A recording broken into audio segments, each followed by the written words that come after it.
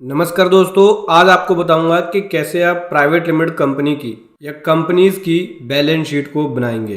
क्योंकि जो private limited company होती है या कंपनीज होती हैं जो कंपनी एक्ट के अंदर रजिस्टर्ड है, उनकी बैलेंस शीट और जो नॉर्मल बैलेंस शीट होती है उसमें बहुत फ़र्क होता है। इसके अंदर शेड्यूल्स होते हैं। इनकी बैलेंस शीट जो होती है वो वर्टिकल मोड्स पे होती है, देख सकते हैं ऐसे वर्टिकल मोड में होती है इनकी बैलेंस शीट। और जो नॉर्मल बैलेंस शीट बनाते हैं हम लोग वो हॉरिजेंटल मोड में बनाते हैं। कंपनी की बैलेंस शीट्स के अंदर शेड्यूल्स होते हैं, ठीक है, वर्किंग नोट्स होते हैं, इसमें नोट्स दिए जाते हैं। इसके अंदर साथ ही साथ जो डेप्रिसिएशन की कैलकुलेशन होती है वो इनकम टैक्स एक्ट के अकॉर्डिंग अलग से होती है और कंपनीज एक्ट के अकॉर्डिंग अलग से होती है। इसमें टैक्स के लिए प्रोविजंस भी बनाने पड़ते हैं, डेफर्ड टैक्स की कैलकुलेशन होती है और इस हिसाब से कंपनीज की बैलेंस शीट को बनाया जाता है, प्राइवेट लिमिटेड कंपनी की बैलेंस शीट को बनाया जाता है। तो बहुत कुछ सीखने को मिलने वाला है आपको इस वीडियो के अंदर। एक्सेल फॉर्मेट लेके आया हूँ जिसके ज़रिए मैं आपको बताने वाला हूँ कि कैसे आप प्राइवेट लिमिटेड कंपनी की बैलेंस शीट को बनाएंगे। तो चलिए इसको डिटेल में समझेंगे स्टेप बाय स्टेप। उससे पहले बताना चाहूँगा, जो भी भाई बंधु मेरे चैनल पर पहली बार है, इस वीडियो को पहली बार देख रहे हैं, जिन्होंने अभी तक सब्सक्राइब नहीं किया, सब्सक्राइब कर लीजिए, साथ ही साथ बेल आइकन पे भी क्लिक कर लीजिए ताकि इस तरह का कंटेंट मिलता रहे। सो दोस्तों देखो, ये है प्राइवेट लिमिटेड कंपनी की बैलेंस शीट। यहाँ पे 2 ईयर का कंपैरिजन होता है। जिस भी ईयर की आप बैलेंस शीट बनाओगे उससे 1 साल पीछे की भी कंपैरिजन दोगे, ठीक है। जैसे कि देख सकते हैं यहाँ पे हम बैलेंस शीट बना रहे हैं फाइनेंशियल ईयर 19-20 का, तो यहाँ पे 18-19 की बैलेंस शीट का कंपैरिजन भी दिया हुआ है। जैसे कि यहाँ देख सकते हैं 2 ईयर का कंपैरिजन है। उसके बाद बैलेंस शीट में सबसे पहला शुरू होता है हमारा, ये वर्टिकल बैलेंस शीट होती है। सबसे पहले इक्विटी एंड लायबिलिटी की डिटेल लिखनी होती है, जिसमें शेयर होल्डर फंड्स, इसकी डिटेल जाती है कि शेयर कैपिटल कितनी है, रिजर्व एंड सरप्लस कितना है। देखो शेयर कैपिटल ये लिखा हुआ है और रिजर्व एंड सरप्लस ये है, तो इसमें आप नोट नंबर 4 देख सकते हो शेयर कैपिटल के लिए, और रिजर्व एंड सरप्लस के लिए 5 देख सकते हो। तो देख सकते हो ये है शेड्यूल्स। ये जो नोट्स लिखे होते हैं ये शेड्यूल में लिंक होते हैं, तो हमें बैलेंस शीट के शेड्यूल में जाना पड़ेगा। देखो नोट नंबर 4 में देखते हैं कि क्या क्या डिटेल है। तो कैपिटल है वो ये रहा, ये देख सकते हैं 10,000 शेयर है जिसकी वैल्यू 1 लाख है। इक्विटी शेयर 10 रुपये का ईच, ठीक है, ऑथराइज कैपिटल। फिर issue and subscribe paid up capital जो है बैलेंस शीट के बिगिनिंग में वो 0 है। एडिशन ड्यूरिंग द ईयर 10,000 का हुआ और यहाँ पे 1 लाख की कैपिटल आ गई, सब्सक्राइब या पेडअप कैपिटल है। इससे पिछले साल यहाँ पे नील था, कुछ नहीं था, क्योंकि ये कंपनी ही 2020 से शुरू हुई है। पिछले साल जो भी होगा आपका पिछले साल का कंपैरिजन साथ में लेके चलना पड़ेगा आपको कि पिछले साल कितना था। तो पिछले साल की बैलेंस शीट से देख के आप इसकी डिटेल को फिल कर सकते हो, ठीक है। ये हो गया इक्विटी एंड लायबिलिटी, जहाँ पे हमने share capital and reserve and surplus दिया। तो सबसे पहले देखो शेयर कैपिटल मैंने बता दिया 4 नंबर पे 1 लाख रुपये कहाँ से आया। रिजर्व एंड सरप्लस 5 नंबर पे है। तो देखो शेड्यूल में आओगे, वर्किंग नोट 4, वर्किंग नोट 5, देखो reserve and surplus. Reserve and surplus की बात करें तो ये आया हमारा प्रॉफिट और लॉस। ये लॉस है फॉर द ईयर 388,724 का जो लॉस है ये हमारा रिजर्व एंड सरप्लस में चला गया, देख सकते हैं ये रहा। उसके बाद आया non current liability. Non current liability में है सबसे पहले long term borrowing. Long term borrowing कितना है 6 लाख रुपये, जो कि आप शेड्यूल नंबर 6 में देख सकते हो। यहाँ पे आ जाते हैं शेड्यूल नंबर 6 में, देख सकते हैं ये अनसिक्योर्ड लोन है। अनसिक्योर्ड लोन हमने इन पर्सन से लिया है, तो टोटल 6 लाख की वैल्यू है और ये लॉन्ग टर्म बोरोइंग के अंदर है, जो कि हमारे पास नॉन करंट लायबिलिटी में है बैलेंस शीट में। उसके बाद आता है current liability, trade payable and provisions. Trade payable and provisions जो कि नंबर 7 पे है, तो बैलेंस शीट के शेड्यूल्स में आएंगे नंबर 7। देखो ऑडिट फीस पेबल कितना है। ऑडिट फीस पेबल यहाँ पे जो है वो है 10,000 रुपये का। उसके बाद अकाउंटिंग चार्जेस पेबल 12,000 का, तो टोटल 22,980 जो है वो अदर करंट लायबिलिटीज़ के अंदर आ गया, जो कि करंट लायबिलिटीज़ के अंदर पार्ट है, मतलब ट्रेड पेबल एंड प्रोविजंस। इसके अंदर अगर कोई क्रेडिटर वगैरह होता तो उसकी डिटेल्स भी जाती। ट्रेड पेबल में बेसिकली अपना क्रेडिटर्स भी आते हैं, ठीक है। ये हो गया पार्ट बैलेंस शीट का। अभी अगला पार्ट आता है एसेट्स का। एसेट्स में सबसे पहला आ गया non current assets. Non current assets में सबसे पहला आ गया फिक्स एसेट। फिक्स एसेट्स में टेंजिबल एसेट्स। तो टेंजिबल एसेट्स का मतलब क्या हो गया, जिसको हम देख सकते हो, ऐसी एसेट्स जैसे washing machine, fridge, computer, machinery, plant, इसको आप देख सकते हो। बिल्डिंग देख सकते हो। इंटेंजिबल एसेट्स होती है जिसको आप देख नहीं सकते, जैसे कि कंप्यूटर के अंदर कोई सॉफ्टवेयर डला हुआ है, उसको आप देख नहीं सकते। गुडविल, बिजनेस के गुडविल को आप देख नहीं सकते, तो वो इंटेंजिबल एसेट्स के अंदर होती है। तो देखो टेंजिबल एसेट्स शेड्यूल नंबर 8 में देखोगे तो शेड्यूल नंबर 8 में आपको दिखेगा जिसकी वैल्यू 15,151 है। बैलेंस शीट में आते हैं, शेड्यूल नंबर 8 कहाँ है? यहाँ पे शेड्यूल नंबर 8 नहीं है। शेड्यूल नंबर 8 आपको FA के अंदर दिखेगा। शेड्यूल नंबर 8 ये रहा, देखो ये है शेड्यूल नंबर 8। ये कंपनी एक्ट के अकॉर्डिंग हमें यहाँ पे फिक्स एसेट्स बनाना होता है और कंपनी एक्ट के अकॉर्डिंग डेप्रिसिएशन लगता है, क्योंकि कंपनी की बैलेंस शीट में दो तरह से डेप्रिसिएशन लगता है। पहला कंपनी एक्ट के अकॉर्डिंग, दूसरा लगता है इनकम टैक्स एक्ट के अकॉर्डिंग। ठीक है, तो कंपनी एक्ट के अकॉर्डिंग ये है टेंजिबल एसेट्स जो कि फर्नीचर एंड फिक्चर है, और इसमें जो रेट है वो ये लग रहा है 25.51। एडिशन ये हुआ एज ऑन 31 मार्च को, ये है बैलेंस, और इसमें जो डेप्रिसिएशन लगा वो 5189 का लगा, जिसके बाद बैलेंस ये आया 15151। ठीक है, यही आपको बैलेंस शीट के शेड्यूल्स में दिखता है, देखो ये। उसके बाद आया डेफर्ड टैक्स। डेफर्ड टैक्स है 1,30,738। ये मैं आपको बाद में समझाऊंगा क्योंकि इसमें होती है कैलकुलेशन। डेफर्ड टैक्स कहाँ से आया, मैं इसको रेड में कर देता हूँ ताकि आपको समझ में आए कि डेफर्ड टैक्स आया कैसे। उसके बाद हम समझते हैं cash and balance. Cash and balance के अंदर 9 नंबर शेड्यूल में देखोगे, ये देखिएगा।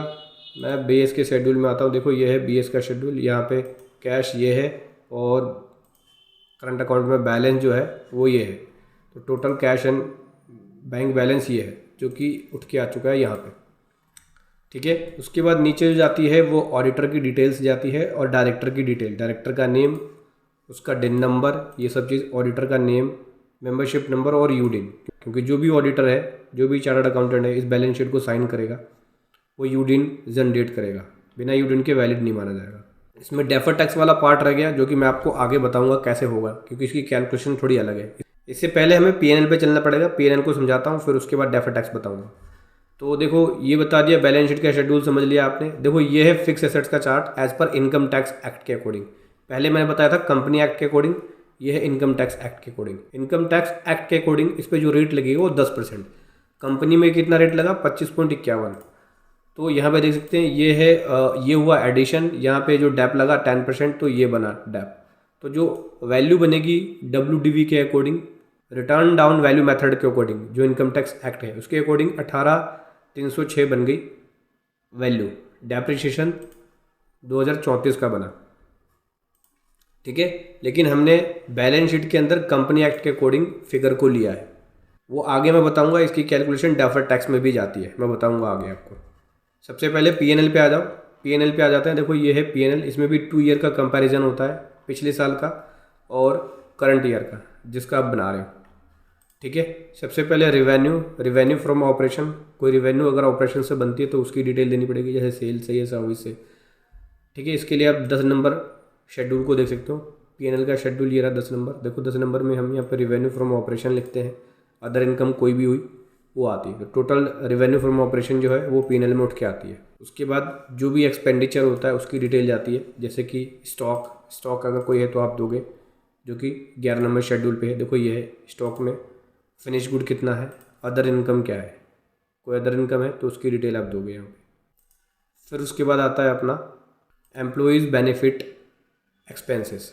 एम्प्लॉयज़ बेनिफिट एक्सपेंसेस 12 नंबर में है, शेड्यूल में आता है। देखो 12 नंबर में सब एम्प्लॉयज़ बेनिफिट एक्सपेंसेस के अंदर वेजेस एंड सैलरी आ गया, डायरेक्टर रेम्यूनरेशन ये आ गया।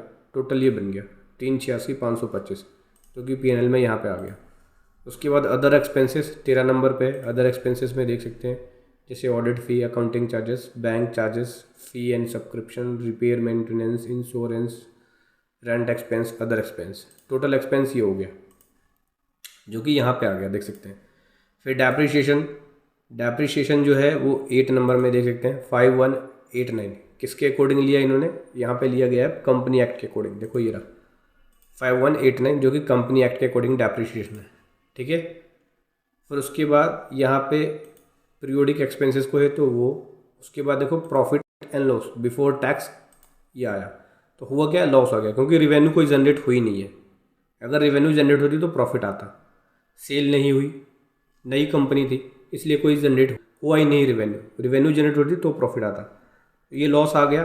ठीक है, अब यहाँ पे मैं आपको दिखा दूँ कि करंट टैक्स कितना बना 0, डेफर्ड टैक्स कितना बना 31,738। चलिए चलते हैं डेफर्ड टैक्स की तरफ ताकि पिक्चर जो है थोड़ी क्लियर हो, क्योंकि डेफर्ड टैक्स को मैंने रोका हुआ था समझाने के लिए। सो दोस्तों देखो डेफर्ड टैक्स की कैलकुलेशन कैसे की गई है वो बताऊंगा, और यहाँ पे देखो नॉर्मल टैक्स वर्किंग भी है, ये भी समझेंगे। सबसे पहले मैं बता दूँ डेफर्ड टैक्स 25% निकाला गया है। किसके ऊपर? ये निकलता है जो डिफरेंस बनता है इनकम टैक्स एक्ट के अकॉर्डिंग जो एसेट्स की वैल्यू बनी, या फिर कंपनी एक्ट के अकॉर्डिंग जो एसेट्स की वैल्यू बनी, उसके बीच के डिफरेंस निकलने के बाद जो अमाउंट होगा उसका 25% निकलता है। तो देखो ये है डेप्रिशिएशन किसके? कंपनी एक्ट के अकॉर्डिंग, और ये है इनकम टैक्स एक्ट के अकॉर्डिंग।